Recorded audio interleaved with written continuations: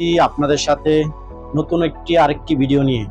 আজকের মূল টপিক হচ্ছে, যে বিষয় নিয়ে কথা বলবো সেটা হচ্ছে যে ঈদের পরে কি মালয়েশিয়ায় কলিং ভিসায় নতুন করে লোক যাচ্ছে কোরবানি ঈদের পরে।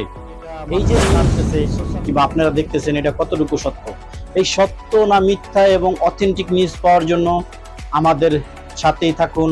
আমি রাফি আছি আপনাদের সাথে, এবং আমাদের চ্যানেল রাফিয়ান রায়হান, এবং আমাদের বেল আইকনটি চ্যানেলটি সাবস্ক্রাইব করে বেল আইকনটি বাজিয়ে দিন, কারণ পরবর্তীতে যেই গুরুত্বপূর্ণ ভিডিওগুলো আপনার কাছে অটোমেটিকলি চলে যাবে।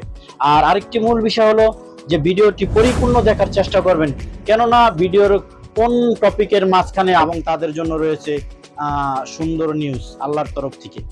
এখন বিষয় হলো ব্যাপারে যে মালয়েশিয়া কোরবানি ঈদের পরে চলে যাচ্ছে, কোরবানি ঈদের পরে নতুন কলিং এ লোক চলে যাচ্ছে।